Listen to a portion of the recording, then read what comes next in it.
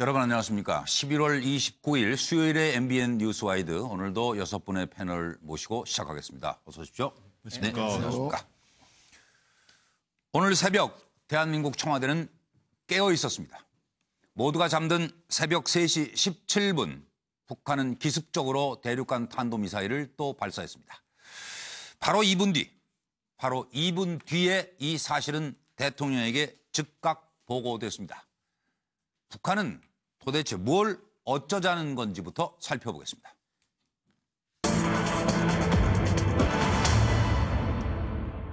북한은 역대 최대 사거리의 미사일을 발사했습니다. 의도는 무엇일지, 그리고 북한의 2번이나 뒤통수를 맞은, 그리고 지금 격앙돼 있는 중국의 예상 대응도 말씀 부탁드리면서 상황을 설명해 드리겠습니다. 75일간 잠잠했죠. 그러다 북한이 또 도발했습니다. 그러고 국가 핵무력 완성을 오늘 선포했습니다. 최대 고도는 4,475km로 사거리 950km 53분간 비행했다. 그리고 이것은 신형 ICBM 화성 15형이고 발사에 성공했으며 초대형 핵탄두 장착이 가능하다. 따라서 국가 핵무력 완성이라는 역사적 대업을 이뤘다. 미국 본토 전역에 타격이 가능하다는 것이 북한의 발표였습니다. 발사 신호는 우리 측에서 계속 파악 중이었고 대응 훈련까지 준비해 뒀습니다. 청와대는 미사일 발사 2분 만에 즉각 대통령에게 보고했고 문재인 대통령은 좌시하지 않을 것이다. 그리고 새벽 6시 긴급 NSC를 소집했습니다. 이낙연 총리는 북한의 교묘한 선택, 한국의 독자적 제재 검토가 필요하다는 의견입니다. 미국의 트럼프 대통령은 대북 정책 안 바뀌었다. 우리가 이 문제를 처리할 것이다 라고 얘기했습니다. 중국은 북한의 미사일 발사 행위에 대해 강력히 반대한다는 입장을 밝혔습니다. 들어보시죠. 새용의 대륙간 탄도로켓 시험 발사 성공! 대륙간 탄도로켓 화성 15형 무기 체계는 미국 본토 전역을 타격할 수 있는 초대형 중량급 핵탄두 장착이 가능한 대륙간 탄도로켓으로서 김정은 동지는 새용의 대륙간 탄도로켓 화성 15형의 성공적 발사를 지켜보시면서 오늘 비로소 국가 핵무력 완성의 역사적 대업, 로켓 강국 위협이 실현되었다고 긍지 높이 선포하시었다. 국민 여러분, 우리 정부는 북한의 도발에 단호히 대처하되 긴장이 격화되어 불행한 사태가 발생하지 않도록 상황을 관리해 나가겠습니다. 이번 도발은 미리 예고되었고 사전에 우리 정부에 의해 파악됐습니다. 대비 태세도 준비해 두었습니다. 국민들께서는 지나치게 불안해하거나 걱정하지 마시기 바랍니다. 북한 핵미사일 문제의 평화적 해결을 위한 정부의 노력을 성원해 주시고 단합된 모습을 보여주시기 바랍니다. 이상입니다. I will only tell you that we will take care of it. We have General Mattis in the room with us, and we've had a long discussion on it. It is a situation that we will handle. 노영 변호사님부터 전체적으로 좀 한번 평가를 해주시죠. 지금 그 북한이 지금까지 쏘아올린 이 미사일 관련해가지고 예. 사실은 발사 장소랑 시간이 계속해서 바뀌고 있거든요. 네. 그 7월 4일에는 화성 14형을 9시 40분 정도 오전에 그렇게 예. 발사를 했었었는데 뭐 이번 같은 경우는 또 새벽 3시 17분에 발사하지 않았습니까? 미국이 낮 시간이라는 거죠. 네. 게다가 또 7월 달에는 밤 11시 넘어서 또 발사를 하기도 했거든요. 그렇죠. 그러니까 이런 것들을 보게 되면 기본적으로는 본인들에게 미사일 발사 능력이 있다라는 걸 과시하려고 하는 것이고 예. 또 실질적으로 그 한미 정보 그 관련해가지고 언제든지 그 노출을 피해서 자기네들이 어떤 능력을 가지고 있는지를 보여주면서 예. 그 미국의 요격 가능성 같은 것들을 우리는 언제든지 빠져나갈 수 있다. 이런 얘기를 한 것 같은데 더 중요한 건 네. 그러면서 중국을 약간 패스하고 미국하고 직접적으로 뭔가를 해보려는 시도를 계속해서 하고 있다는 맞아요. 점이 중요한 것 같고요. 네, 네. 이제 중국 입장에서 보자면 사실은 체면이 많이 구겨진 상태인 것 같고 예. 그래서 영향력을 회복하고 싶은데 아직까지는 별 뾰족한 수가 없는 것 같아요. 왜냐하면 오늘 새벽에 나온 이 발사에 대해서도 사실 오후 4시 넘어서 논평이 나왔거든요. 네. 그러니까 아마도 미국이 단독으로 제재하겠다라고 하는 것을 반대를 강력히 하면서 본인들이 북한에 대해서 어떠한 식의 영향력을 행사해서 좀 낯을 세울 수 있을까를 지금 연구하고 있는 게 아닌가 생각합니다. 하여튼 좀 골치 아플 것 같아요. 그렇습니다. 네. 예. 뭐저 김광덕 부장 먼저 하시죠. 네, 뭐 대부분 분석이 좀 비슷하겠지만 예. 어쨌든 이번 북한이 75일 만에 미사일 도발을 다시 한 거는 다목적 카드다. 네. 근데 너무 기니까 간단히 설명하겠습니다. 첫 예. 번째가 미국 본토를 우리가 타격할 수 있는 능력을 본격적으로 과시해서 이번에는 1만 킬로 정도 간다는 거 아닙니까? 예. 만약에 정상 각도로 발사하면 그래서 워싱턴 DC까지 갈 수 있다는 걸 보여줌으로 인해서 예. 결국에는 협상으로 가기 위해서 능력을 최대로 과시하는 거고 협상을 통해서 체제 안전 보장을 받으려고 하는 거다. 예. 두 번째는 중국 제재에 대한 불만 표출이고 예. 세 번째는 최근에 한미 정상회담을 통해서 한미 공조를 이제 밝혔는데 그에 대한 테스트를 하는 의미가 있는 거고 네 번째는 북한 체제 내부의 결속을 도모하기 위한 이런 도발을 보입니다. 네. 예. 중국의 예상 대응은 중국의 예상 대응은 어떻게 평가하세요? 중국은 참 이번에 특사로 갔을 때도 김정은이가 직접 만나주지 않고 예. 그런데 여기 도발까지 하니까 예. 참 이게 우리 한국에 대해서도 사드 보복도 하지만은 사드 보복 이상으로 예. 좀 북한을 좀 보복을 해야 되겠다. 그러니까 이거 하는 한번 해보자는 거예요. 뭐 네, 뭐야 그럴 것 이러면서 같아요. 예. 실제로 이 사드 보복도 좀 제한적으로 풀고 있습니다만은 북한에 대해서는 실제로 보복에 들어가서 예. 유엔 그 여러 제재를 더 강력하게 하면서 네. 그 국경에서의 무슨 북한으로 여행하는 것도 제한할 뿐만 아니라 예. 북한에서부터 오는 광물 수입이라든가 여러 네. 가지 섬유로 수입이라든가 이런 것들을 굉장히 제한하면서 또 금융적으로도 굉장히 북한 돈들이 또 중국의 은행에 지금 예치된 거 있지 않습니까? 예, 예, 맞아요. 이런 제재를 네. 확실하게 하려는 그런 네. 모습을 취할 거로 보입니다. 차명희 전 의원으로. 지금 제가 보기에는 미국은 특히 트럼프는 김정은이가 핵무기를 몇 개 얼마나 갖고 있는가 별로 신경 안 쓸 거예요. 예. 어차피 어떤 수단을 쓰든 김정은은 핵무기를 이제 만들 거고 네. 중요한 거는 미국이 신경 쓰는 건 뭐냐면 얼마나 김정은이가 도발을 해오느냐 이게 이제 중요하죠. 그러니까 어느 선까지 넘어오느냐. 그렇지 지난번에도 사실은 괌 주변 운운했기 때문에 맞아요. 상당히 미국이 이제 이 격분한 거죠. 예. 그래서 지금 아마 그런 그 미국의 의사를 그 김정은이가 읽었기 때문에 예. 이 쉽게 아마 미국에게 직접 도발은 못할 거예요. 하지만 지금 압박이 괴롭거든요. 그래서 조금씩 진전할 거예요. 그래서 이번에 상당히 저는 무슨 뭐 몇 킬로미터짜리 뭐 4,500km를 위를 쏴가지고 1,000km 거리를 쐈다. 그래서 실제 미국 워싱턴을 때릴 수 있는 거리다. 이거보다 제가 볼 땐 더 중요한 건 뭐냐면 일본의 EEZ, 배타적 경제 수요 구역 내에 떨어뜨린 게 되게 중요하다고요. 예. 이게 실제 뭐냐면 한 발 지금 김정은이가 약간 간 거예요. 지금 네. 사실은 공해상도 아니고. 그런데 미국은 아마 그런 걸 보면서 올 테면 와봐라. 우리는 테이블 위에 모든 옵션이 있다. 지금은 우리가 경제적인 압박을 주로 외교적인 압박을 주로 하지만 네가 좀 더 가까이 오면 그때는 우리가 다른 옵션을 쓸 수도 있다. 네. 이런 이제 그 메시지를 지금 미국이 보내고 있는 거예요. 그래서 제가 볼 때는 아마 그래서 김정은도 상당히 지금 여러 가지 재면서 좀 빨리 좀 나 좀 봐줬으면 여기 이러는 거예요. 그래서 이 골프장에서 트럼프가 골프 치고 있는데 김정은이가 바깥에서 예. 꽝꽝 땡겨를 치고 있는 거예요. 안에 들어와서 떠들지 못하고. 예. 예. 그러니 좀 더 들어갔다가 쫓겨날까봐. 그렇지. 잡혀가지고. 네, 지금 현재 그리고, 대치 상황은 이런 국면입니다. 중국은 뭐 어떻게 대응할 것 같아요? 중국은 사실 지금 이 상황에서 여기도 좀 보였지만 중국은 없어요. 이제 이미. 아, 카드가 없다? 예, 중국은 없고. 예. 사실은 이제 미국과 북한 사이에서 적절하게 자기 스탠스를 취하는 것. 예. 그러니까 북한을 압박하는 듯하지만 북한의 괴멸은 원치 않는 그런 차원에서의 어떤 애매한 태도를 취하면서 괜히 애꿎은 한국만, 예. 사드만 이게 하는 좀스러운 그런 태도를 보이고 있는 거죠. 네. 박상현 박사. 참 같이 논평을 하다가 여러 가지 일들을 많이 봅니다만 오늘도 이상한데요. 저는 이 그림이 정말 마음에 듭니다.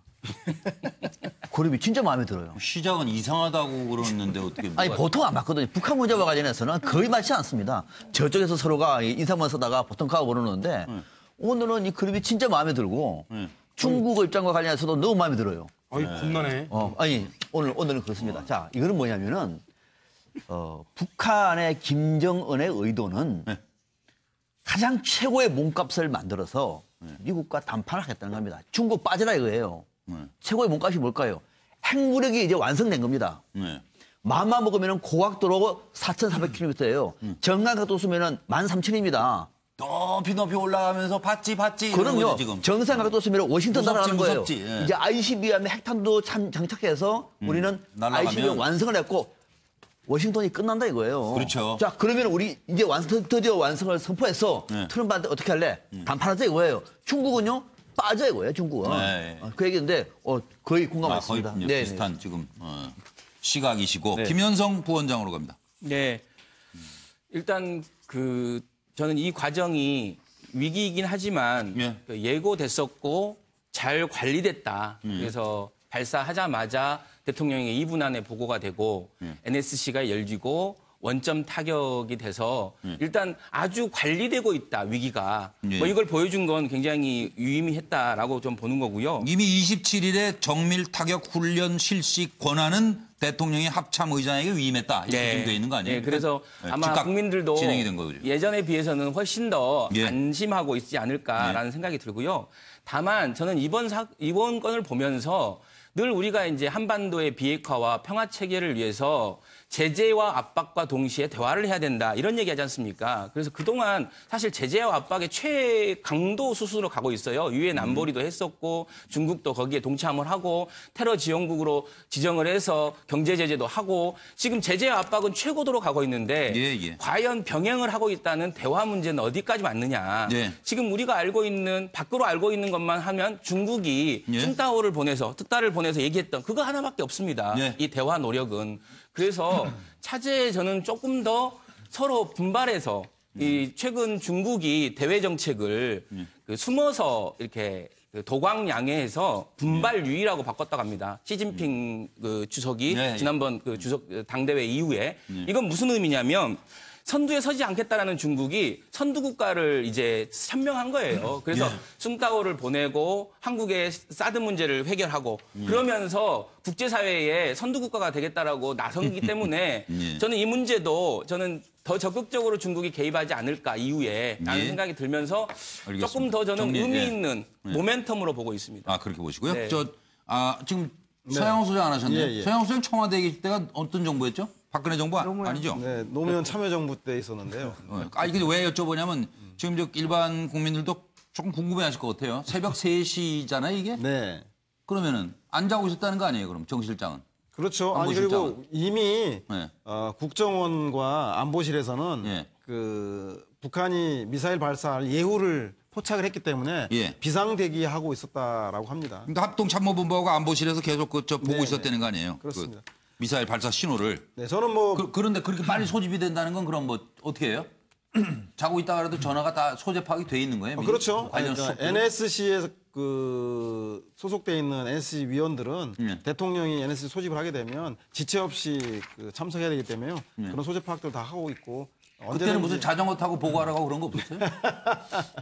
네, 아무튼 이번에는 이번에 우리가 제대로 소집이 된 거다. 시적절하게 소집하고 대처를 한 것 같고요. 알겠습니다. 예. 저는 북한의 의도는 동계 올림픽 전에 마지막 도발이 아닌가. 이게 75일 만이라는 거에 유의할 필요가 있고요. 예. 그리고 북한이 그동안 문재인 정부 들어서만 11번째, 그리고 올해 들어서 16번째인가요? 올해 총 15번이고 15번째. 미사일 20발 도발. 네. 그런데 아마 그러니까 동절기에 쏜 거에 손에 꼽을 정도로 없습니다. 그 얘기 예. 뭐냐면 북한이 기술이 낙후돼서 저 ICBM 차량 운반하는 차가 좀만 추워도 얼어버립니다. 예. 그래서 잘 하지 않는데 한 건 뭐냐면 그만큼 다급했고 만약에 12월 넘어서 이것을 실험할 경우에는 평창 올림픽이 2월 초부터 시작되지 않습니까? 예, 예. 그러면 전 세계의 평화의 축전을 앞둔 올림픽 붐업을 찬물을 끼얹게 되면 세계적으로 고립될 수밖에 없습니다. 예. 그렇기 때문에 자신들의 그 ICBM의 핵 고도화를 시킬 수 있다는 역량을 보여주는 시기가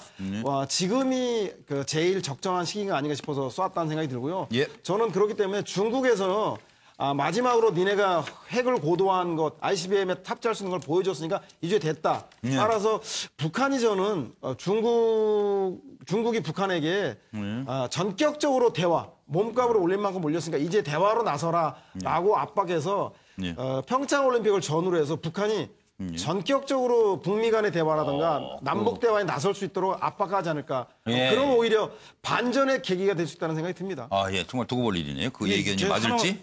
여당이시니까 하나만 여쭤볼게요. 근데 대통령이 3시 24분에 이 NSC 소집령을 내렸는데 왜 2시간 걸렸어요? 실제 소집되는 데까지 6시. 새벽 6시. 네, 왜 그런 거예요? 그거는 뭐 타고 좀 시간이 좀 걸리지 않겠습니까? 회의하려면? 에이. 금방 모이면 되지. 그거 뭐 다 지난 다음인데. 아니 뭐 서울 시내에 있고 하니까 뭐 1시간 정도 소요될 텐데. 오는 시간이 있고 그거는 뭐 오면서도 수시로 연락을 하고 온다. 일단 판단이 되는 미리 거죠. 징후를 알고 있었다며. 일단 NSC에서 조치를 하는 게 아니고 이미 조치는 다 됐고 NSC를 통해서 이후에 어떻게 할 것인지를 얘기하는 것이죠. 그러니까 그 뭐 NSC가 그 곧장 열렸냐 안 열렸냐 그렇게 중요한 문제는 아니죠. 추후 대응책에 대한 논의를 그리고 잘 됐는지 점검하고 이런 거죠. 이미 조치할 건 다 조치했는데. 원점 타격 훈련은 바로 3시 23분부터 21분간 도발 6분 만에 감행됐습니다. 다음 얘기로 넘어갑니다. 우병우. 오늘도 검찰 포토라인에 섰습니다. 오늘 밤이 지나면 우병우는 집으로 갈까요? 구치소로 갈까요? 보시죠.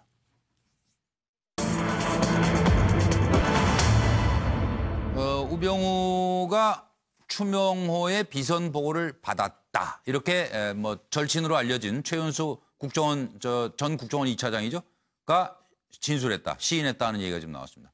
그리고 오늘 검찰 포토라인에서 우병우는 입을 열었습니다. 숙명이라는 얘기를 꺼냈습니다. 그의 운명은 어떻게 될까요? 일단 지금 들어온 속보가 있어서 소개해드리겠습니다. 서울 검찰이 우병우 불법 사찰을 방조한 혐의로 최윤수 전 국정원 2차장에 대해 국가정보원법 위반죄로 구속영장을 청구했습니다. 그리고 블랙리스트 지원 배제 명단 작성, 이석수 뒷조사 등의 혐의도 역시 같이 혐의로 보고 있고요. 우병우 불법 사찰 방조 최윤수 구속영장 청구했기 때문에 이 또한 이제 내일쯤 되면 이제 어떻게 결론이 나겠죠? 예. 첫 번째 드리는 질문은 네 번째 소환 우병우. 이게 숙명이라면 헤쳐나가는 것도 제 몫이다. 이 의미를 좀 짚어주시기 바랍니다. 국정농단의 마지막 거물이라고 불리고 있는 우병우는 과연 어떻게 될까요? 이게 숙명이라면 헤쳐나가는 것도 제 몫입니다. 하고 포토라인 네 번째 서서 입을 열어서 한 얘기입니다. 이거 좀 묘해요. 이게 숙명이라면 뭐 사진 찍히기가 숙명은 아닐 거고 헤쳐나가는 것도 좀 이상해요. 뭐 저 벌을 받을 게 있다면 그걸 감수하는 것도 제 몫이다 해야 되는데 아직도 헤쳐나갈 생각이 있는 모양이에요. 걸린 혐의가 하나둘이 아닙니다. 아들 꽃보직 특혜, 처가땅 특혜 매매, 불법 사찰 혐의, 블랙리스트 혐의, 공무원 인사, 부당 개입, 세월호 수사방해 등등 이루 열거하기가 바쁩니다. 이번엔 기필코 검찰은 구속영장을 청구하게 될까요? 최윤수 전 국정원 2차장 지금 속보 전해드린 대로 구속영장이 청구가 됐는데 이렇게 진술한 겁니다. 추명호가 국장이죠. 전 국정원. 우병우의 비선 보고하는 거를 알고 있었다는 거예요. 네. 근데 그냥 그러려니 했다는 거죠. 뭐. 추명호 전 국장 민정수석실서 하라고 하니까 저는 한 건데요. 그 통상적인 업무 아니에요? 이석수 전 특감 감찰 섭섭하다고 저한테 항의했어요. 그리고 아들도 특혜잖아, 우병우. 이건 제가 확실히 알아요. 어떻게 될까요? 들어보시죠. 네 번째 소환인데 심경 한 말씀 부탁드리겠습니다. 지난 1년 사이에 포토라인에 네 번째 섰습니다.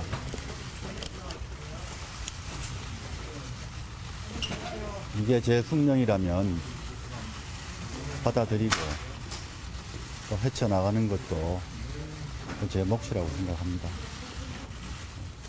감사합니다. 들어가겠습니다. 불법 사찰 지시하시고 비선 보고 받았다는 혐의 인정하십니까? 이거 뭐 검찰에서 충분히 밝히겠습니다. 국정원의 이석수 특별검찰관 불법 사찰 지시하셨습니까? 고맙습니다. 들어갈게요. 고맙습니다. 잠깐만요. 지금 잠깐 나가는 동안에 한두 번 보니까 이것도 의견들이 다르시네요. 준비된 박상현 박사부터 네. 어떻게 해석하셨어요? 이거는 이제 숙명이라고 하는 것 자체의 워딩이 쉬운 얘기 아니거든요. 네. 상당히 정치 보복이다라고 하는 내용을 함축하고 있는 거예요. 정권이 바뀌었으니 내가 혼자 아무리 우겨본들 또는 주장해본들 안 되는구나. 큰 권력이 바뀌었으니 내한테도 결국 책임을 묻는구나. 숙명이다. 따라서 이번에 구속되겠네.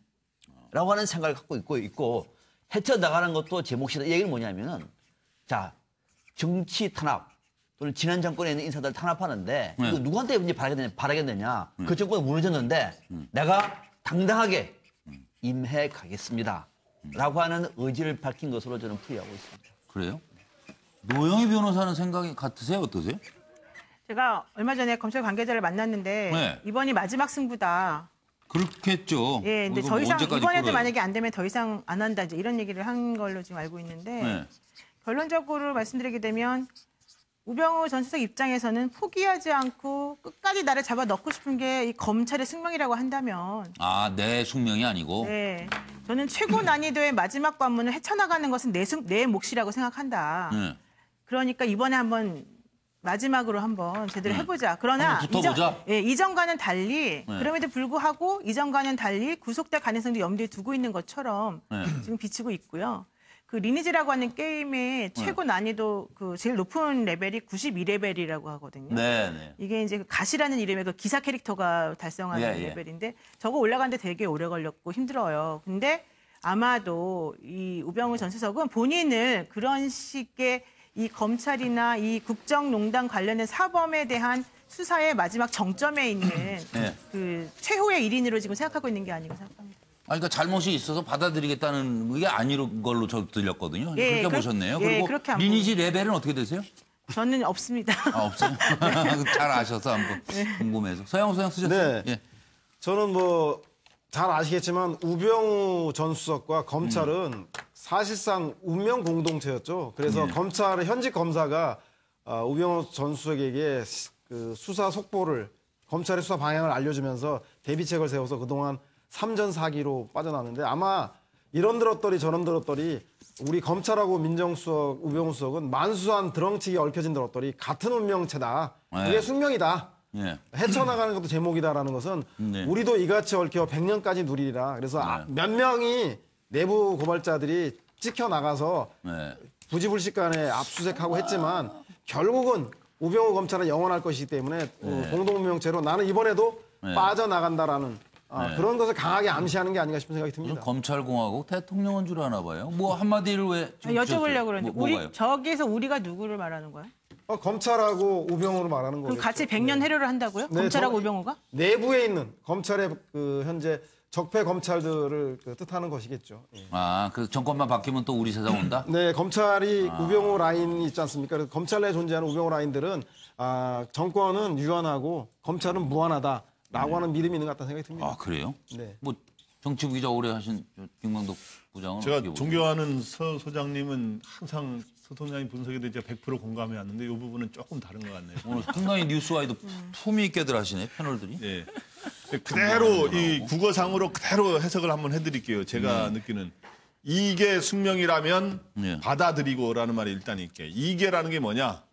구속을 뜻하는 겁니다. 지금까지 구속을 2번 피해왔고 지금까지 3번에 소환됐고 이번 4번째인데 구속을 뭔가 예감하고 있다. 구속이 숙명이라면 받아들이고라는 말은 이제는 그렇게 꼭 이제 정권이 이제 바뀌었다 이거죠. 바뀌었고 그래서 이제 그동안 2번의 구속을 피했는데 이제 도도한 그 정권이 바뀌어서 도도한 강물이 흐르고 있기 때문에 내가 이제 나의 강물이 아니라는 거죠. 이제 3번째, 4번째 이 강은 내가 패싱을 하기 어렵다 이제. 그 레이저 눈빛이 오늘 긴 한숨을 쉬었대요. 그래서 오늘은 그전에는 기자들한테 레이저 눈빛을 쏟다가 바로 표정에 드러납니다. 오늘은 긴 한숨을 쉬면서 말을 했다는 겁니다. 오늘. 바로 거기에 구속을 한다면 받아들일 수밖에 없는 상황이 됐다 원하지 않지만 그다음에 또 헤쳐나가는 것도 제 몫이다 하는 말은 뭐냐 하면 내가 구속을 안 해보려고 노력은 하겠지만 구속을 당하든 안 하든 그거를 어떻든 헤쳐나가는 것도 나의 몫이다. 그래서 이제 어떻든 과거와 달리 구속이 가까이 왔음을 이제 어느 정도 절감하는 거고 그걸 피해보려고 노력하겠다는 뜻도 어느 정도 밝힌 그런 거로 보입니다. 그래서 어떻든 이번에는 마무리 이제 패싱하기가 어렵지 않을까 생각이 됩니다. 저기 누가 안 하셨죠? 김현성 부원장. 네.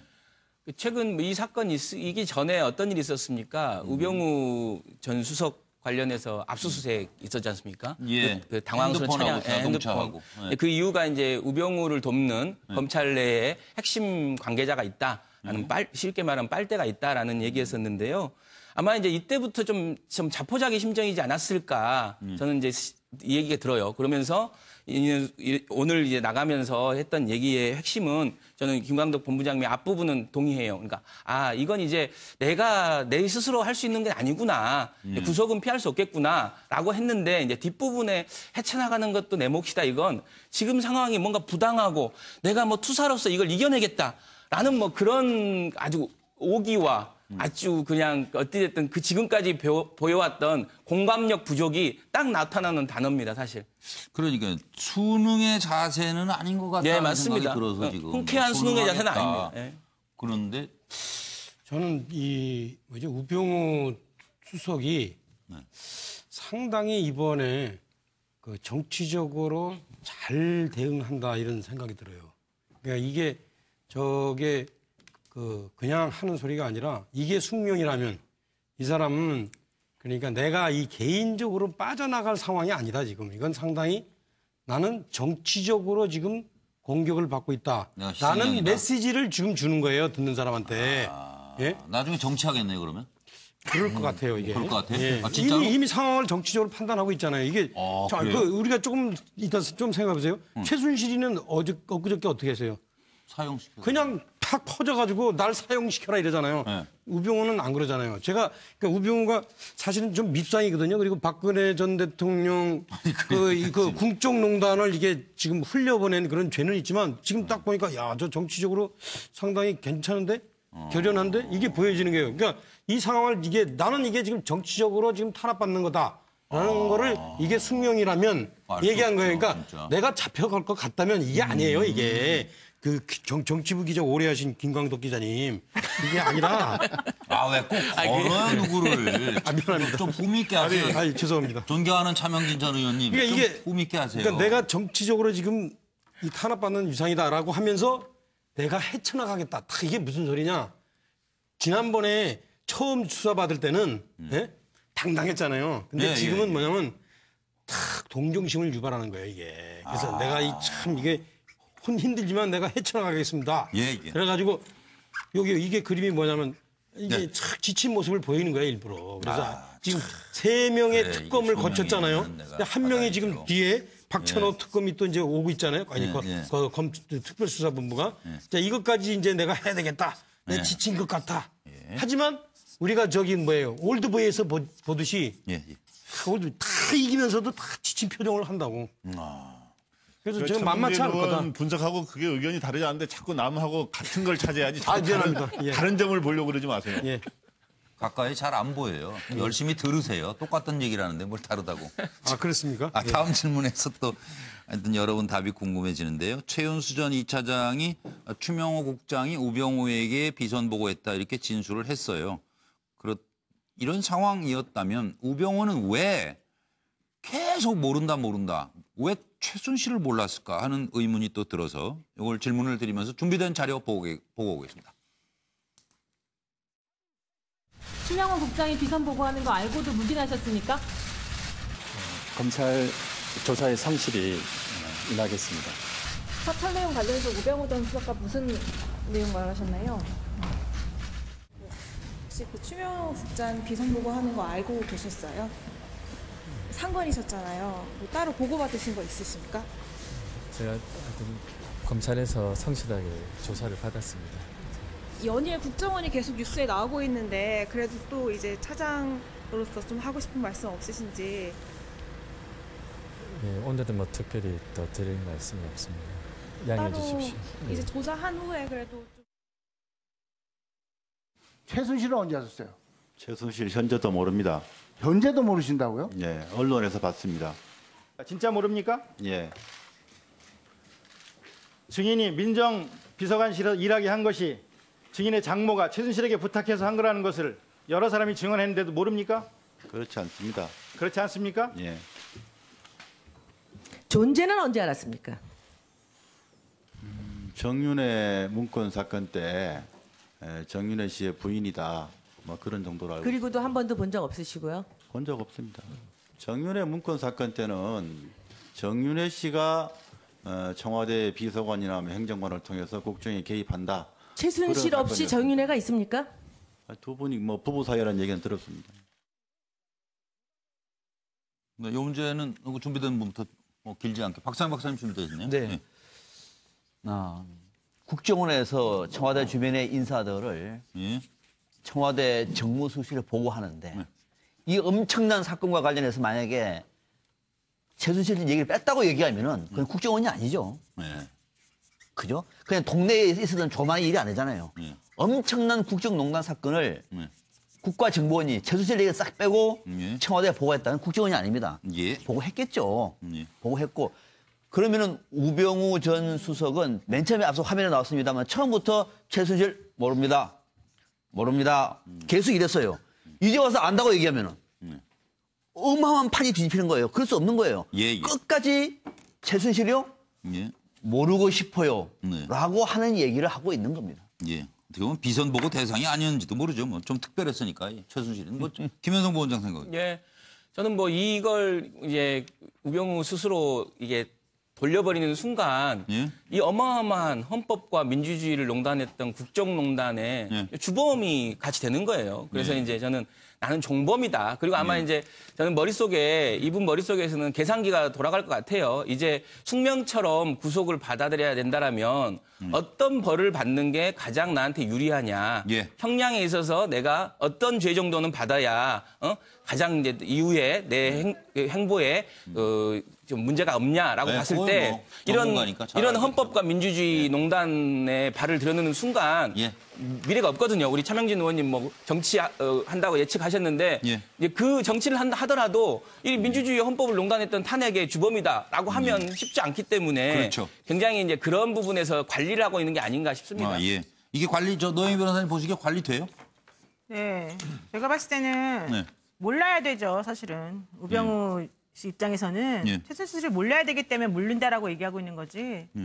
당연히 알고 있겠죠. 근데 중요한 건 당연히 알고 있을 것으로 추정되는 이 상황을 왜 검찰이 제대로 입증을 못하냐 하는 거거든요. 그러니까요. 그게 가장 문제점이고. 답답해요, 진짜 어떻게 보면. 지금 검찰이 계속해서 영장 기각되고 지금 거의 지금 정말로 바닥까지 와 있다라고 스스로 생각들 하고 있을 텐데 이번에 좀 제대로 입증을 해서 정확한 진실을 밝혀주시기를 정말 간곡히 부탁드립니다. 모를 수가 없다라는 그럼요, 거를 좀. 당연하죠. 그럼 서양호 소장 생각은? 이게 좀 우리 많이 드러났지만 당시 우병우 전 수석이 청와대 민정수석으로 재직하는 동안 검찰과 국정원은 완전히 우병우 사단이 장악한 걸로 다 알려져 있습니다. 특히 최윤수 전 국정원 2차장은 우병우 전 수석과 대학 동기이자 절친 아니겠습니까? 그리고 국장도 추명호 국장도 우병우 수석이 심은 우병우의 사람, 오죽하면 2차장한테 보고도 안 하고 그 우병우 수석에게 직접 보고했다라고 하는 이석수 감찰관 감시도 직접 했다는 거 아니겠습니까? 대한민국을 손아귀에 다 잡고 있는 거예요. 대한민국 정부는. 그러니까 우병우 민정수석이 그 최순실의 존재를 모를 리가 없습니다. 그래서 오히려 우병우 전 수석에게 아랫사람, 차은태, 고영태 이런 사람들은 감시의 대상이지만 윗사람, 최순실은 심기를 보살피고 자기의 생사여탈감을 진 사람, 상급자로 본 게 아닌가라는 의심을 할 수밖에 없는 상황인 것 같습니다. 따로 뭐 비선 보고하고 할 대상이 아니었던 것 같아요. 이게 같은 부류가 아니었던 것 같아요. 김광덕 부장은 어떻게 쓰셨어요? 우병우 전 수석은 최순실을 잘 알았을 거로 저는 보이고요. 근데 왜 그러면은 계속 모른다는 전략을 펴고 있을까? 그건 뭐냐면 자기가 민정비서관이 된 후에 민정수석이 됐죠. 그 과정에서 우병우의 장모하고 최순실의 어떤 친분관계가 있었잖아요. 그 골프장 가서 골프 쳤다는 얘기 다 나왔잖아요. 그래서 잘하시네. 근데 그러한 것들이 작용이 돼서 저는 됐을 거라고 보고 근데 민정비서관을 하는 순간 처음부터 안 겁니다. 앞으로 박근혜 정부의 이게 화약고가 터진다면 그건 뇌가는 최순실이다. 그리고 이 소위 그걸 넘버1이라고도 하고 넘버2라고 그러는데 권력 서열 저는 박근혜 전 대통령이 당연히 넘버1이고 넘버2인 셈인데 이 넘버2에서부터 많은 박근혜 정부 최소한 정권이 끝난 뒤에는 문제가 터질 거 아닙니까? 그때 탄핵까지 예상은 못했겠지만. 그러니까 민정수석실에 앉아가지고 뭐 지진이 온다 이걸 모를 리는 없잖아요. 네, 그 말씀이죠, 그러니까. 민정비서관 할 때 이미 박근혜 위험하다. 정부의 문제가 나중에 터질 때는 무조건 최순실로부터 시작된다. 그 뇌관은 최순실이다. 그걸 알았기 때문에 그때부터는 철저하게 관리 모드로 들어갔고 최순실과는 가급적 직접 연락하지 않고 그래서 모르는 거로 계속 그 전략이 폈기 때문에 현재 검찰에서도 쉽게 꼬리를 잘하는 사이인데 물적 쉽게 꼬리가 증거를 잡히지 남길 않고 사람이 있는 아니에요. 것이다. 저는 그렇게 보입니다. 대통령은 모른다고 안 했죠? 우병우가. 대통령도 모른다고 그럴 것 같은데 나중에? 박근혜 대통령 누구시죠? 그거는 모두 다 공개석상에서 다 본 사이잖아요. 그래서 그거는 말이 안 되는. 그러니까 자기 관리만 하지 말고 박근혜 본부장이 좀 더 박근혜 대통령 관리를 좀 잘해드렸어야죠. 그 생각이 들어서 하는 말씀이에요. 그리고 아까 먼저 부탁을 드렸더니 오늘 무슨 역작을 그리셨나? 시간이 좀 걸리셨네요. 예. 뭘 그리신 거예요? 그 우병우가 최순실을 모르면 안 되죠. 저는 이제 최근에 우병우가 민정수석이라면 사실은 국정원으로부터 사실은 이 내정에 관한 보고도 저는 받아야 된다고 생각해요. 문제는 우병우가 그거를 악용하거나 이제 거기서 중요한 정보를 모른 척한 경우가 문제인데 저는 최순실이 이 경우에 해당된다고 봐요.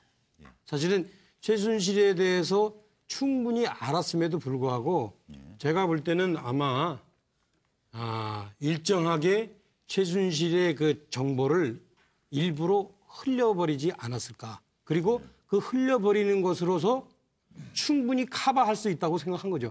1차적으로 성공을 한 게 정윤회 문건 때 아니에요. 그죠? 그건 성공했죠. 성공했죠. 근데 그렇게 하면서 더 자신감이 있었던 거예요. 그래가지고 이 우병우가 공식적인 요 문을 통해서 최순실이 오가지 않고 비공식적인 문을 통해서 최순실이 오가도록 하고, 그죠? 그리고 다 쉽게 관리하는 얘기하면 거죠. 박근혜 대통령처럼 최순실에 관해서 박근혜 대통령과 달리 서면 보고를 안 받고 제가 볼 땐 구두 보고를 받았을 거예요. 지가 혼자 나라 걱정 다 한 거예요. 최순실 대통령이 최순실이라고 박관천이 얘기했는데 아마 속으로는 그 뒤에 내가 있는데. 그리고 원래 그림 저희가 드린 거에는 모자는 없었는데 왜 씌우신 거예요, 모자를? 이제 공식문에 을 지키는 이제 경비, 우병우 책임, 요 공식문은. 근데 비공식문은 우병우 책임이 아니에요, 이게. 그냥, 붓 하나에도 그냥 넘어가는 게 없네요. 다 의미를 이렇게 담아주시니 감사합니다. 하여튼 근데 제가 볼 때는 알면서도 저렇게 흘리면서 제가 볼 때는 그러니까 국정농단의 원인 제공자는 최순실이지만 실제 이거를 국정농단을 실제적으로 모양을 만든 사람이 우병우 씨예요. 이게 자기가 이 정보를 분명히 알았으면 손을 썼어야죠. 그리고 국정원은 어떻게 할까? 지금 저 한마디만 최윤수 말씀하십시오. 딱 한마디만. 그러니까 지금 우병우 전략을 보면은 우리가 지금 여러 가지 국정농단 사태를 보면서도 당시에 여러 사람들이 다 이렇게 석사 좀 망가진다고 하더라도 우병우 청와대 민정수석만 중심을 잡았다고 얘기하면 판이 이렇게 안 되지 않습니까? 그러려고 민정수석이 있는 거예요. 그러니까 그 민정수석인데 자기가 그래도 마지막까지 변호하기 위해서는 최순실을 몰랐다고 해야 되는 것이지 최순실을 알았다고 얘기하면 모든 판이 뒤집어지는 거는 감당을 못하는 거예요. 이제는 어차피 호랑이에 올라탄 겁니다. 끝까지 사진이 나와도 그저 아닙니다. 아마 이렇게밖에 할 수 없는 상황이 온 거예요. 추명호 지금 이제 조금 전에 속보로 전해드렸는데요. 서울중앙지검에서 최윤수 전 국정원 2차장 구속영장 청구했다는 말씀 드렸는데 제가 지금 드리고자 하는 말씀은 이걸 아무도 지적을 안 하셨는데 추명호가 무슨 국장 했는지 아시죠? 국익정보국장이었습니다. 국익정보국장. 다시 봐도 이거 웃기잖아요. 국정원도 바꾼다니까 그 얘기는 잠깐 이따 해드릴 텐데 국익정보국장이에요. 타이틀이 국익정보국장을 한 건지 사익정보국장을 한 건지 도대체가 이것도 개명을 요하는 사안이 아닌가 싶습니다. 오늘 홍준표 대표 개명 얘기도 이따가 좀 하려고 합니다. 그러나 저러나 이렇게 우리는 6분 모시고 이렇게 하니까 우리 시청자들도 참 보시기 편안하고 하실 텐데 왜 사람을 피하실까요? 왜 정치를 하셨을까요? 참 어찌 보면 개인적으로는 인간적으로는 외로운 인생이시구나 하는 생각도 듭니다. 박 전 대통령 근황입니다.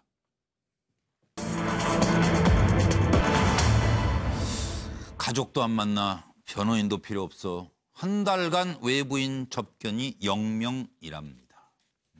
박 전 대통령의 의도된 단절인지 왜 이러시는 건지 좀 여러분 의견이 궁금해서 여쭤봅니다.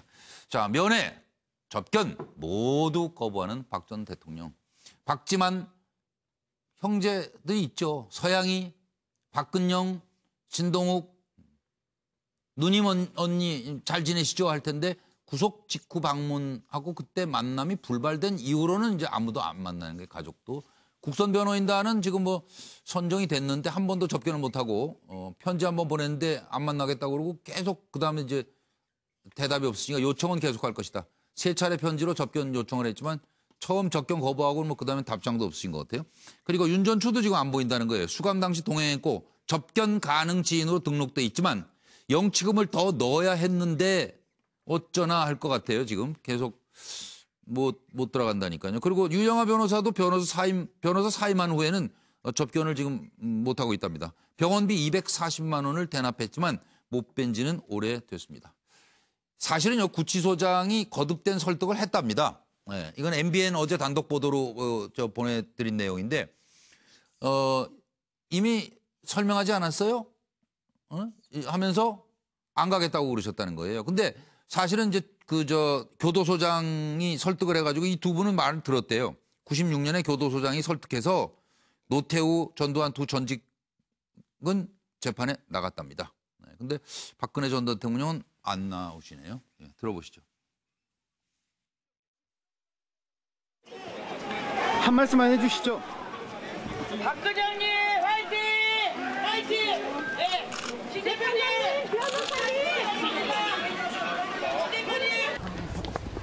입장을 바꿔놓고 내가 여쭤볼게. 형님이 이러시면 어떠시겠어요? 잘 좀 오해 같은 거 밝혀지기를 바랄 뿐이죠. 예. 그래서 구치소에 계신 박근혜 대통령님, 전 대통령님하고는 연락을 좀 취하셨어요? 아유, 전혀. 네, 그럴 수 있으면 좋지만 여러 가지 심정도 좀 이렇게 정리하시고 그런 시간을 드려야죠. 면회 가서 무슨 드릴 말씀이 있겠습니까?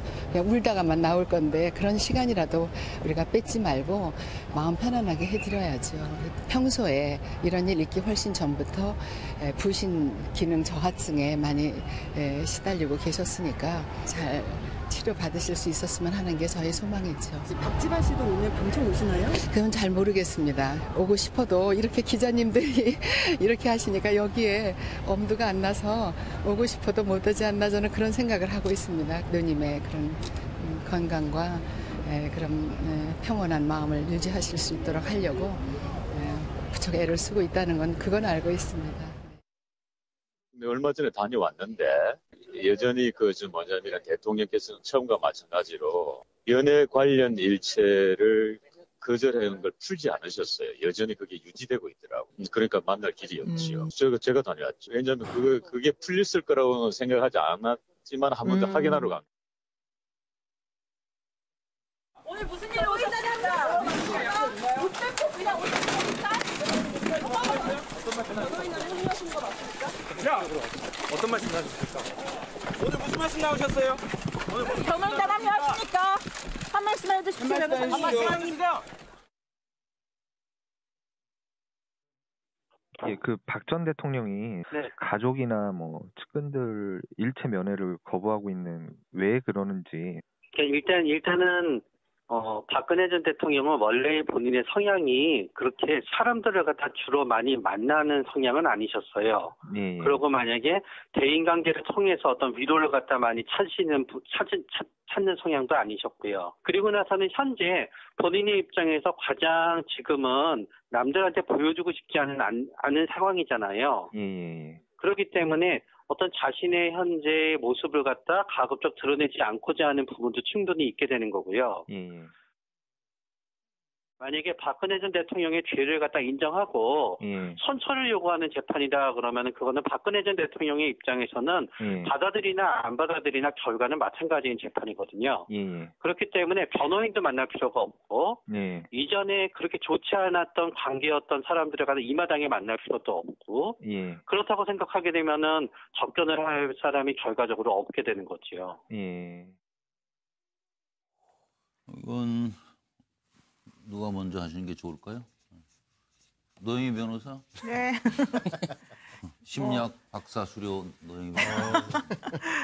기본적으로 우리가 그 구치소나 이런 곳에 수감되어 계신 분들은 그 외부인을 만나는 이유가 있거든요. 첫 번째는 소식이 궁금해서 그분들을 만나는 경우가 있고요. 그다음에 정서적 안정감을 위해서 만나는 경우가 있고 또 정말 사랑하는 사람을 보고 싶어서 순수하게 그런 마음이 있고 또 하나는 재판의 진행 상황 같은 것들을 알고 싶어서 결과나 이런 것들에 대한 정보를 얻고 싶어서 사실은 접견을 하게 되는데 박근혜 전 대통령 입장에서는 현재 재판 결과가 너무 예상이 된다. 당신들이 더 이상 나에게 해줄 수 있는 게 하나도 없다. 이런 마음을 지금 가지고 계시기 때문에 그런 상황에서 내가 굳이 당신들을 만나서 나의 현재 이런 여러 가지 좋지 않은 모습을 보이면서까지 구차하게 피곤하게 살고 싶지 않다. 이런 뜻을 가지고 계신 게 아닌가 생각이 듭니다. 그래도 인간적으로 저렇게 혼자 긴 시간 하루를 이틀을 한 달을 보내는 거는 쉬운 건 아닌데요. 제가 봤을 때는 자존심인 것 같아요. 박근혜 전 견디게 대통령을 하는 견디게 하는 거는 그러니까요. 자존심, 키워드, 핵심 키워드는 자존심이죠. 자긍심, 자존심. 김현성 부원장으로 갈까요? 예. 박 대통령님이 어떤 분이십니까? 그 아버님 돌아가시고 나서 한 몇십 년을 견뎌오신 분이시거든요. 저는 이제 이런 추측은 되더라고요. 그게 뭐냐면 저는 큰 일을 겪거나 큰 병을 겪은 사람들이 어떻게 그것을 수용하는지가 5단계로 심리학에서 얘기를 해요. 그러니까 이제 부정하는 단계가 있어요. 아, 나는 아니야. 내가 그런 죄를 졌겠어? 라고 했을 거예요. 그리고 이제 분노하는 거죠. 아, 왜 나한테만 이러냐? 그러면서 계속 거부하는 거죠. 그리고 적당히 타협하고 아 그래 내가 했을 수도 있어. 그렇지만 좀 이렇게 하자. 근데 그런 심리를 보이다가 다시 우울해지는 거예요. 그러다가 수용을 하거든요. 저는 그렇게 봤을 때 지금 우울 단계이신 거예요. 그러니까 이 상황, 그러니까 거부하고 부정하고 분노하고 싸워봤지만 지금 이제 그게 이제 자기가 포기하는 단계, 그 기간을 가고 있는 게 아닌가. 그래서 어느 순간 저는 박 대통령이 해왔던 그런 어떤 기질과 그분의 어떤 성향을 봤을 때는 어느 순간 갑자기 수용해버릴 수도 있겠다라는 생각을 좀 듭니다. 박상영. 네. 김영성 부원장하고 생각이 비슷한데 지금 박근혜 전 대통령 입장에서는 그동안에 도와줬던 조력을 했던 변호사들까지 다 물렸잖아요. 다시 말하면은 재판, 사법적인 판단은 게임이 끝났다고 보고 있는 거예요. 게임이 끝난 겁니다.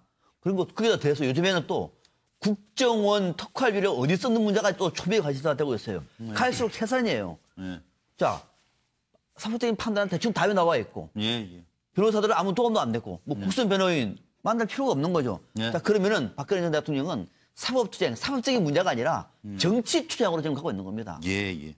구속돼서 사실상의 정치적인 농성을 하고 있는 것이다. 그렇기 때문에 아무 만날 필요가 없는 거죠. 그게 하고 있는 겁니다. 그것이 농성이다. 그렇습니다. 김광덕 부장님. 지금 말씀하신 것처럼 박근혜 전 대통령 상황이 갈수록 첩첩산중 사면초가의 상황으로 가고 있어요. 그동안에 여러 가지 이제 국정농단, 직권 남용, 여러 가지 이제 뭐 뇌물수수 이런 게 나온 상황에서 최근 특활비까지 나오는 이런 상황이거든요. 이런 상황에서 그동안 이제 법리 투쟁을 통해서 뭔가 해보려는 거는 이제 사실상 더 이상 해볼 방법이 없고 이제 정치 투쟁의 일환으로 이제 재판을 거부하고 있는데 그렇게 하기 위해서 할 수 있는 방법을 택한 게 결국에는 면벽 9년이라고 불교에서 말하는 그거를 지금 생각하는 거 아닌가. 그야말로 벽만 쳐다보게 되는 거죠. 사람을 안 만나니까 교도소에서. 근데 면벽 9년을 제가 보기에 할 수 있는 상황은 아닌 것 같고 일단 지난 한 달 동안이 그랬다니까 11월 동안에다가 12월 내년 설 전에 한 석 달 동안은 최소한 하지 않을까. 면벽 3월 3개월 이렇게 하면서 여러 가지 또 자기를 돌아보고 또 앞으로의 또 다른 전략을 구사하지 않을까. 그러니까 단식을 지금 할 수는 없는 상황이거든요. 그러니까 근데 이제 박근혜 전 대통령이 1980년부터 정계 입문한 1998년까지 18년 동안 은둔의 세월에 익숙해 있기 때문에 또 예, 청와대로 대통령 재직 중에도 또 안방에 많이 있었다는 거 아니에요, 혼자서. 네. 그렇기 때문에 이렇게 혼자 벽을 쳐다보고 있는 거에는 굉장히 익숙해 있는 게 아닌가 네, 또 생각이 됩니다. 차명희 전 의원 생각은? 박근혜 전 대통령의 현재 목표는 자신의 죄를 경감하는 게 아니에요. 예. 자신의 무죄를 입증하는 거예요. 그런데 현재 1심에서는 본인이 보기에 예. 그동안에 여러 가지 뭐 재구속된 거 이런 것들을 볼 때 1심은 포기한 거예요. 여기서는 나에게 무죄를 내리지 않겠다. 그러면서 상당히 깨끗하게 여기서 좀 더 잘 보여서 내가 죄를 깎이겠다 이런 생각을 안 하고 예. 아예 여기 보세요. 국선 변호인까지도 그래 너는 그냥 거기 있어 하면서 2심을 준비하는 거예요. 근데 2심을 준비하기 위해서는 어떻게 해야 되느냐? 긴 시간을 견뎌야 되는 거예요. 지금의 온갖 굴욕과 여지 모욕, 그다음에 실망 이런 거를 참고 견뎌내는 건데 다들 말씀하셨듯이 18년을 견뎌냈기 때문에 본인에게는 아마 제가 볼 때 2심까지 견뎌내는 거는 그렇게 어렵지 않을 것 같아요. 오히려 바깥에 있는 사람들이 이제 되게 조마조마하는 것 같아요. 제가 보니까. 예. 다만 박근혜 전 대통령도 요즘에 시간을 참 안 가는 것 같아요. 그래서 요즘에 무슨 책 읽는지 아세요? 영어로 된 콘돌리자 라이스라는 책을 읽는데요. 콘돌리자 라이스에 대한 책. 그러니까 이건 뭐 얼마 전에 우리가 대망이라는 책 읽는다고 그랬는데 제가 볼 땐 대망이라는 책 다 안 봤을 거예요. 그게 건수가 되게 많잖아요. 60권인가 그래요, 그게. 3부까지. 안 보고 시간이 안 가니까 그 영어로 된 거. 책 다른 거 바꿨는데. 영어로 된 거를 이렇게 이제 보는가 봐요. 그래서 그렇게 해서 이제 시간을 아마 장기전을 준비하는 것 같다. 이거는 이제 제가 볼 때 법적으로 정치적으로 다 본인을 위해서는 그 의미가 있는 것 같아요. 예, 교정당국 얘기로는 매일 30분씩 걷기 운동하고 거동은 가능한 상태라고 합니다. 다음 얘기로 갈 텐데요. 서영호 소장. 네. 이런. 거의 비슷한 의견인 것 같아요. 왜냐하면 독야청청 코스프레라고요.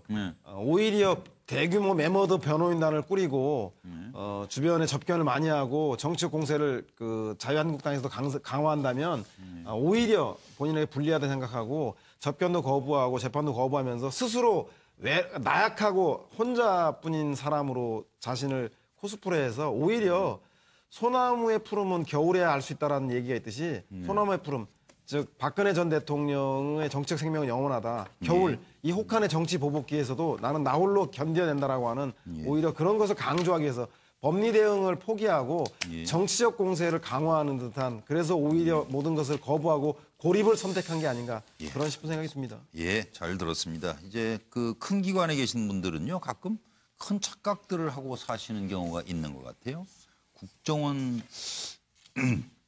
국정원도 일단 국민이 있어야 존재하는 건데 말이죠. 들여다보겠습니다.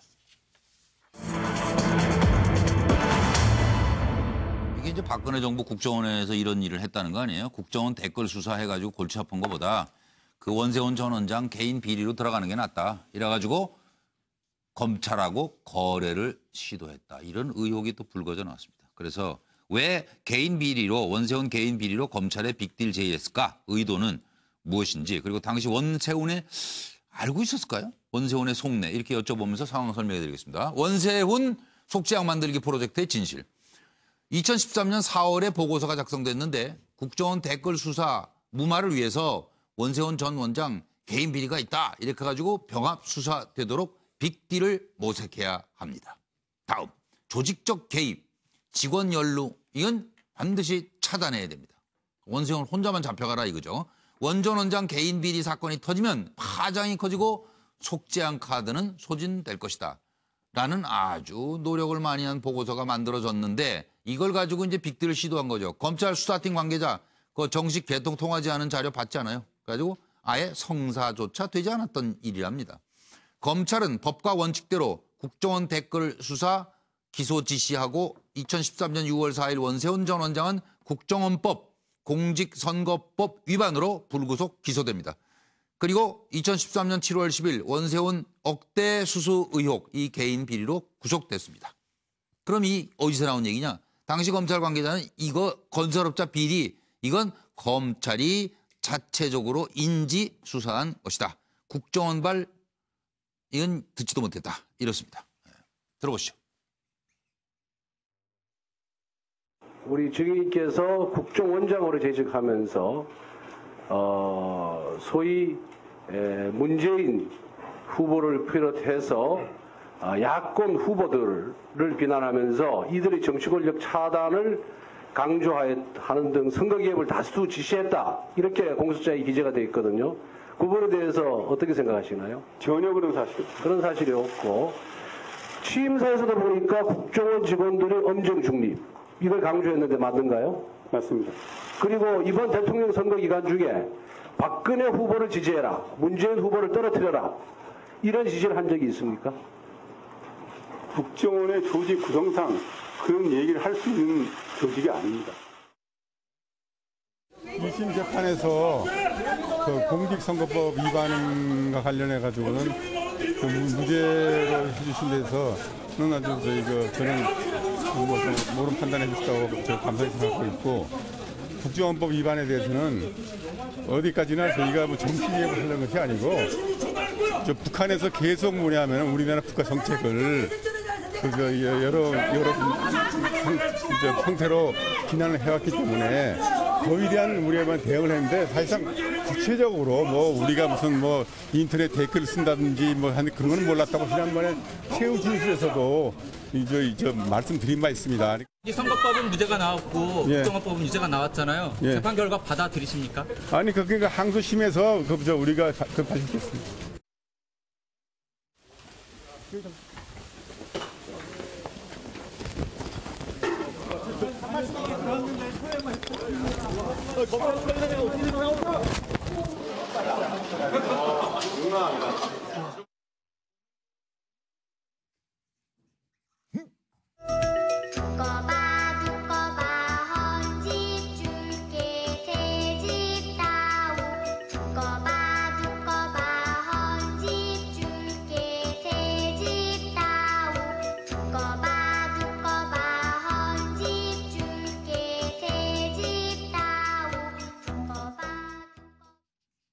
일단 저 박상현 박사 먼저 쓰셨네요. 네.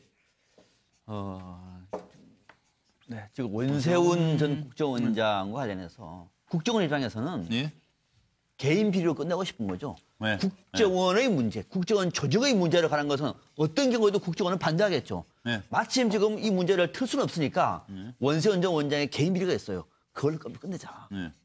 그런데 원세훈 전 원장 입장에서는 나를 뭘로 보지? 아주 괘씸한데? 내가 그 국정원 조직인데? 라고 하는 생각을 하고 있는 거죠. 당초에는 원세훈 전 원장도 사건이 여기까지 가려고 생각을 안 했던 겁니다. 여기까지 간다고 했으면은 어쩌면 딜이 됐을지도 몰라요. 그렇죠. 안 간다고 봤기 때문에 버티다가 하나, 둘, 세 개 뻥 터져버린 겁니다. 그러니까 왔다 가는 사람으로 보는 거예요. 그 기관에서는. 그런 김현성 부원장님. 이 사건이 어떤 사건이었습니까? 예? 사실 잘 생각해 보십시오. 그 당시에 국정원과 군이 댓글을 달아서 대통령을 당선시켰다. 그러니까 부정선거다. 그래서 당선 무효가 될 수 있었어요. 그러니까 정권의 안위에서는 절대적이었습니다. 그래서 이분들은 당선 무효만은 막아야 된다라는 게 절체절명의 과제였을 겁니다. 그래서 결국은 딜을 한 거죠. 그 당시에 그걸 막으려고 얼마나 갖은 노력을 했습니까? 이번에 문건에 나왔듯이 그 검찰 수사팀에게 정무 감각이 없다. 눈치도 볼 줄 모른다. 그 사람들이. 그래서 갈아버려라. 자꾸 윤석열도 그때 갈렸던 거 아닙니까? 그래서 그렇게 중차대한 사건이었습니다. 그런데 지금 보니까 윤석열 검사가 그때 없었으면 이게 뒤에 불거져 나올 수가 없었고 그렇죠. 그냥 덮였죠. 어떻게 보면. 그렇죠. 그래서 저는 이 문제는 당선 무효를 막기 위한 국정원과 검찰 간에 큰 딜이 있었을 거라는 생각합니다. 예. 노영희 변호사님. 지금 네. 원세훈 전 국정원장이 재직했던 시기가 2009년 2월부터 2013년 3월이거든요. 네. 그 바로 다음에 온 사람이 남재준 전 국정원장이에요. 예. 2013년 3월부터 2014년 5월까지. 그리고 그 당시 검찰총장이 최동욱 총장 아니었습니까? 네, 맞아요.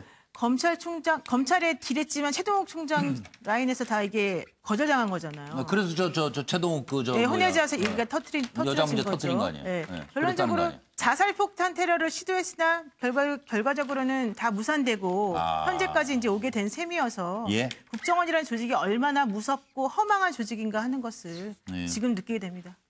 그 허망함을 좀 미리 좀 알았으면 좋았을 텐데 모르니까 저런 일하는 거죠. 뭐 서양호 소장 하셨어요? 네, 국정원은 국가안보하고 국가정보 빼놓고는 뭐든지 하는 데인 것 같습니다. 예. 그거 두 개만 못하고 다 잘하는 것 같은데 과연 국정원이 이런 일을 했는가에 대해서 의아할 정도인데요.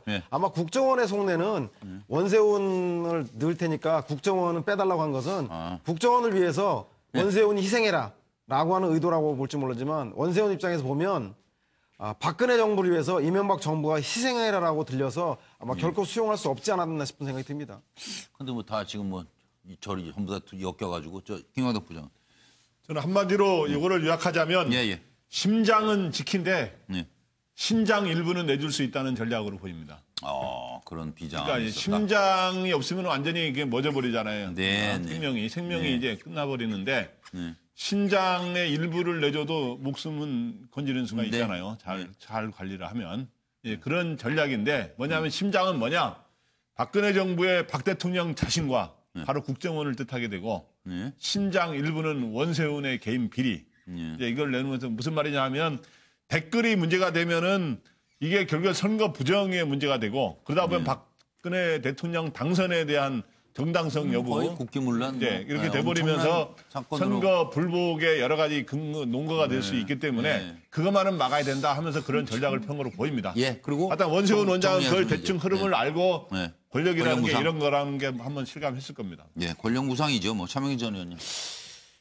기본적인 내용이 저도 똑같아요. 그래서 이 국정원 조직에 마크가 있는데 그 마크를 저는 이렇게 상징해봤어요.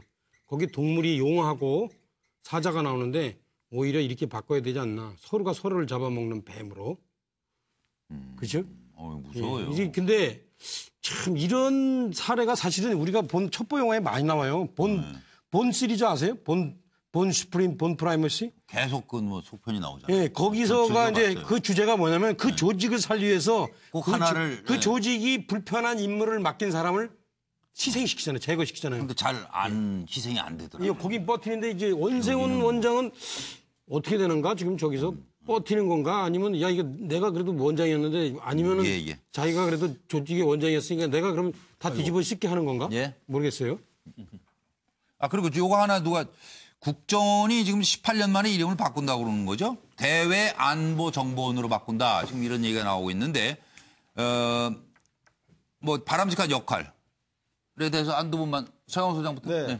원래 국정원이 대선 때는 항상 국정원 조직을 축소하겠다라고 하는 것을 공약으로 내겁니다. 그런데 국정원이 매번 대통령 독대할 때마다 세 가지 보고를 하게 됩니다. 하나는 북한에 대한 정보, 아무도 모르는. 두 번째가 자신의 정적, 경쟁자에 대한, 야당에 대한 정보. 세 번째가 측근, 자신이 하늘같이 믿는 측근에 대한 그 보고를 하면서 그동안 대통령들이 나는 장님으로 살았구나 라고 하는 정도로 대통령들이 권력을 잡으면 국정원 축소가 유야무야 되곤 했습니다.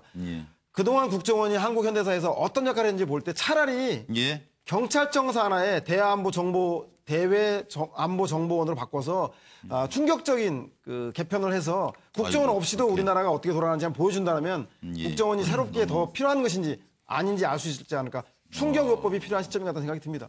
박수현 박사. 아이고, 서영호 소장님 아주 굉장히 화를 많이 내시네요. 경찰청 산하, 뭐 설마 그게 원하는 바는 아니고 그만큼 혹독한 비판하고 계시는데 이번에 국정원 TF팀에서 만들어냈던 국가정보원의 위상은 저는 상당히 방향을 잘 잡았습니다.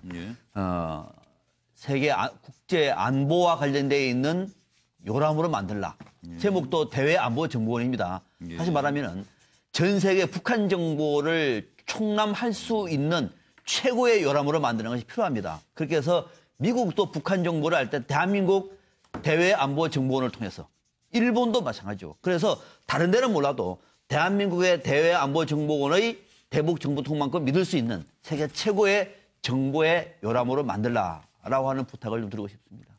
제가 지금 안 하려고 그랬는데요. 저도 한마디만 하면 이 칼은 칼잡이한테 줘야지 그 엄한 다른 사람한테 주면 안 돼요. 간첩 잡는 거는 국정원한테 줘야 돼요. 그러니까 지금 국정원이 전공이었잖아요. 그럼요. 국정원이 지금 문제가 된 거는 간첩 잡는 것을 하는 게 아니라 국내 정치에 눈을 돌려서 관심을 가지고 거기에 작업을 했기 때문에 그런 거예요. 우리가 그동안 오래 그렇게 해왔잖아요. 해외 그것이 첩보기관은 그러지도 않았는 거 아니에요? 그렇죠. 사실? 그렇죠. 올 시리즈 뭐 CIA 이런 데 보세요. 보면. 예. 그런 거 아니에요? 그런 역할을 떼어내야지. 만약에 경찰청에게 간첩 잡는 일을 맡긴다? 그럼 경찰청이 기본적으로 하는 게 국내 치안을 담당하는데 이거하고 섞여버리면서. 저 서영호 소장 그냥 아이디어니까. 예. 아니 그러니까 상당히 그런 얘기가 지금 여당에서 있는데 아주 위험한 생각이다. 위험한 생각이다. 아니, 간첩이 많습니까? 간첩 조작을 많이 했습니까? 국정원이. 그런 정도로 특단의 조치가 필요하다는 것이 국민들의 분노니까 그걸 잘 알고 과감하게 혁신해야 한다 이런 뜻을 앞으로 잘하는 얘기죠. 그러니까 여태까지 잘못했다고 그럼 또 잘못하라고 그러면 안 되지. 김광석 부장. 이름을 바꾸는 거는 뭐 항상 할 수가 있는 거예요. 근데 이름이 바뀌게 되면 그 전에 처음에 중앙정보부에서 안기부, 그다음에 국정원 거쳐서 대외안보정보원으로 바뀌는데 제가 이걸 보면서 줄임말로 하면 뭐로 해야 되느냐? 대정원으로 해야 되느냐? 안정원으로 해야 되느냐? 대안정원으로 해야 되느냐? 정원은 정원인데 가든이 아닙니다. 근데 어떤 걸 해야 되냐 이런 의문이 하나 생기고 근데 분명하게 근데 이름을 바꿔도 중요한 거는 이름 바꾸는 게 중요한 게 아니라 제대로 된 역할을 하는 게 중요한 건데 바람직한 역할을 아까 말했지만 북한에 관해서는 역시 이 대정원, 안정원이 최고다. 이런 소리를 들을 수 있고 해외 그리고 산업정보에서도 상당히 훌륭한 일을 한다. 이런 소리를 들을 수 있는 어떤 정보원이 됐으면 좋겠습니다. 이름값 제대로 해 주십시오 하는 말씀을 드리면서 어쩌다가 문재인 대통령이 내란죄를 범했다는 얘기가 나와요? 예? 현직 대한민국 국회 부의장 입에서 이런 말씀이 왜 나오는 건가요?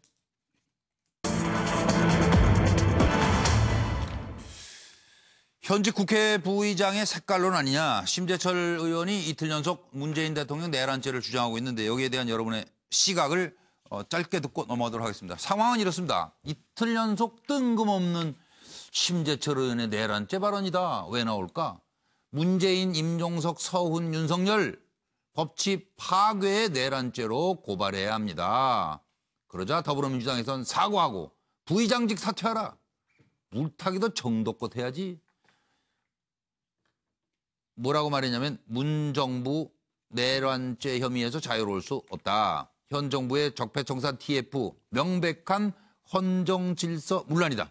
그리고 물리적 폭동 아니라 이념적 폭동도 내란죄 성립이 가능하다. 이렇게 이제 본인은 해석을 하셨고 적폐청산 자료 공개하면 사퇴해야 된다. 내란죄란 법적으로 이렇게 정의되어 있습니다. 형법 제87조에 국토를 참절하거나 국헌을 문란할 목적으로 폭동한 자입니다. 폭동한 자. 수괴는 거의 사형까지 처할 수 있습니다. 이런 어마무시한 죄입니다. 우원식 원내대표 아닌 밤중에 홍두깨 대꾸할 가치도 못 느낀다. 노회찬 의원 내란죄, 정신착란죄, 정신재란 의심 임채정 전 국회의장, 국회 부의장이 어떻게 이렇게 함부로 말을 내 귀가 의심스러워요. 비정상이에요. 시민단체 심재철 명예훼손혐의로 고발 들어보시죠. 현재 문재인 정부가 적폐청산이라는 미명으로 여러 행정부처에 과거사 진상조사위원회를 설치해 벌이고 있는 일은 실질적으로는 조사가 아니라 수사를 하고 있으며 더욱이 위와 같은 적법 절차를 명백하게 위배한 잘못된 행위입니다.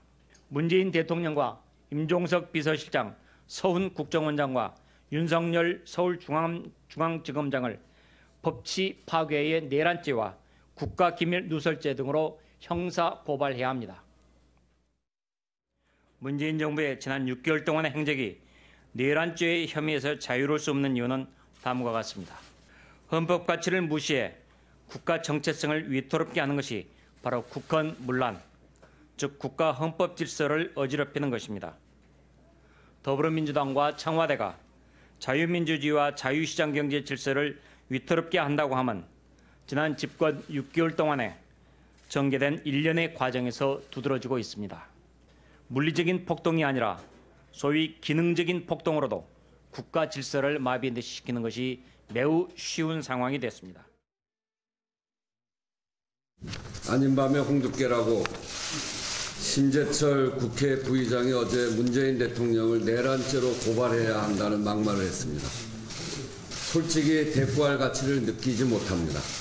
이런 분이 국회 부의장이라는 사실이 같은 국회의원으로서 부끄러움이 느껴집니다.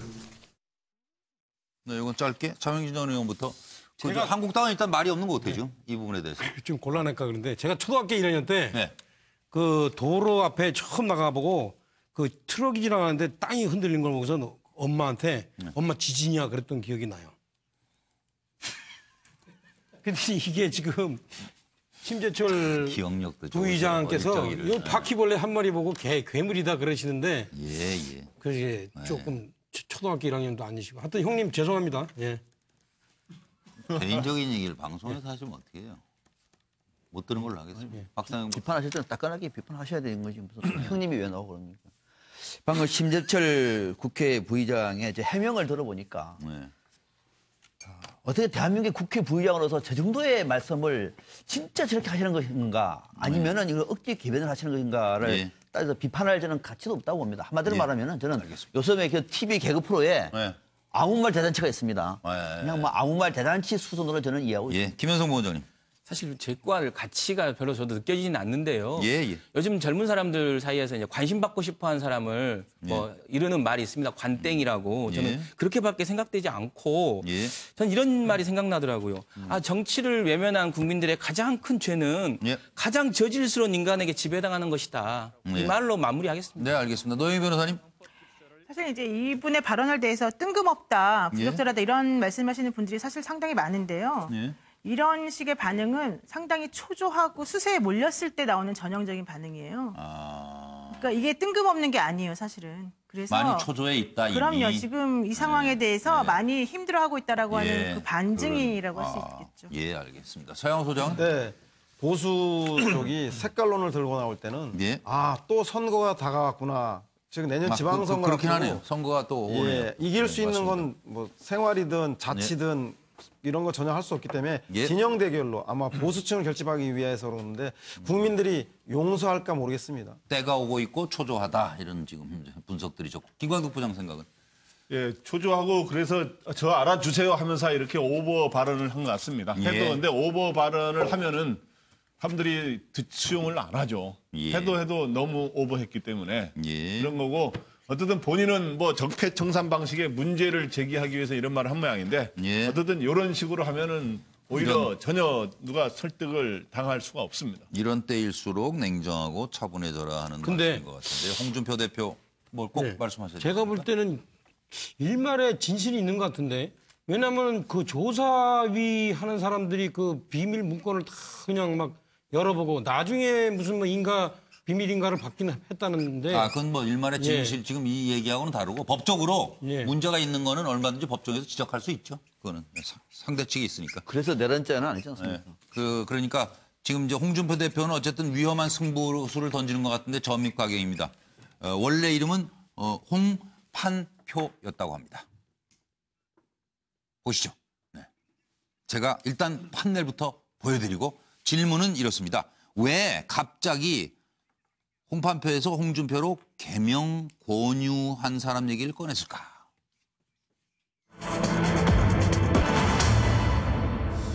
홍판표가 홍준표가 된 이유 가지고 지금 자유한국당 때 아닌 개명 논쟁으로 시끄럽습니다. 이 얘기가 왜 이렇게 나온 건지 좀 여쭤보면서 지금 내가 개명 권유했고 개명 허가도 내가 얻어줬어요. 이렇게 얘기를 하고 다녔다는 거예요. 이주영 의원이. 그러니까 홍준표 대표가 무슨 소리야. 청주지법 윤영호 법원장님 덕에 개명을 했다니까요. 저녁을 같이 먹다가 개명하라고 하셔서 이제 물어보니까 역술가가 똑같은 뜻이다. 준자. 그걸 써라. 판자 대신에. 그래서 내가 준표가 된 겁니다. 이렇게 이제 자세히 올리셨어요. 그리고 오늘 새롭게 이제 정무수석이 된 한병도 신임 정무수석이 찾아오니까 우리 당 의원들 자꾸 잡아가지 말아요. 그리고 수석이 칼춤을 오래 추면 국민들도 식상해. 이렇게 얘기하셨답니다. 들어보시죠.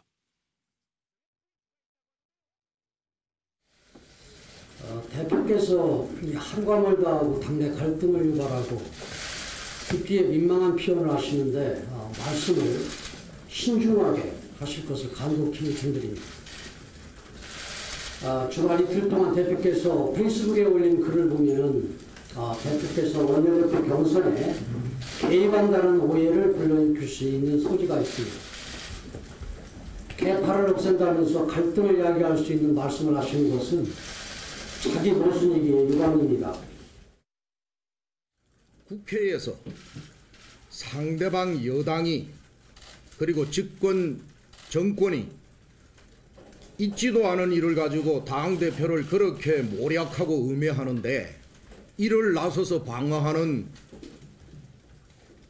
우리 당내 인사를 제가 보지를 못했습니다. 그리고 대표의 정치적 수사를 막말이라고 폄하하고